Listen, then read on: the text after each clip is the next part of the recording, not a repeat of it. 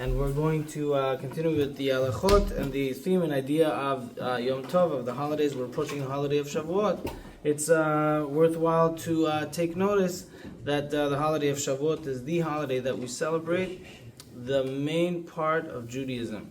While all other holidays come to celebrate different various parts of our history, Exodus of Egypt, sitting in the Sukkot on Sukkot, Rosh Hashanah and Yom Kippur, the Day of Judgment and Atonement, and so on and so forth. But what really is the primal factor?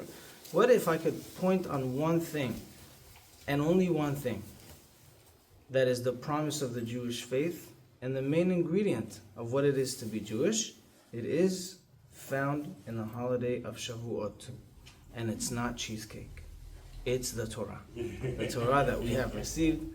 And that is really what made us as a nation, because number one, we were all ke'ish echad b'lev echad, as one person with one big heart, saying Na'aseh v'nishma. And that is what kept us going until today.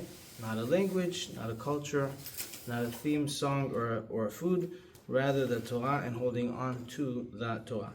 And in the holiday, we celebrate, especially on Shavuot, but also in other holidays, we celebrate our holy day, that it is holy, that it is elevated and set aside for us to rejoice in our connection with Hashem, and especially on Shavuot. But the holidays are known to have a unique value, that they are chetzio lachem, they are half for us, and chetzio lashem, and half for Hashem. What does that really mean?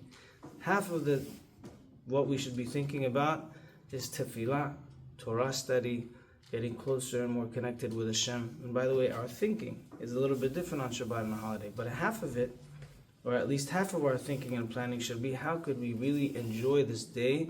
How could we make it a special day?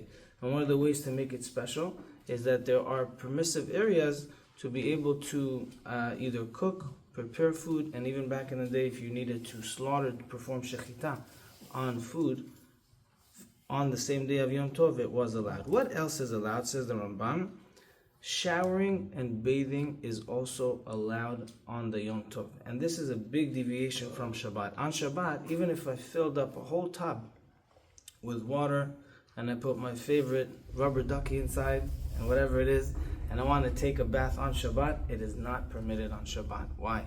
Even if I didn't turn on the water on Shabbat, because warm water, a warm bath is not allowed on Shabbat, because of an enactment, Gzerat Balanim, that we're concerned about very warm water and bathing in warm water, because it could lead to boiling water on Shabbat itself. But on Yom Tov, says the Rambam, because it's something that every single person needs to feel a little bit better, warm water, bathing in warm water, just like you're allowed to cook, you're allowed to slaughter, you're allowed to bake, you're allowed to prepare your food on Yom Tov, very different from Shabbat, so too, we're allowed to bathe and shower on Yamim Tovim if it enhances our Yom Tov, our holiday, and that is allowed on the holiday itself, even if it means one has to warm water from an existing flame, that is allowed. Amen. Amen. You didn't have your little mic on.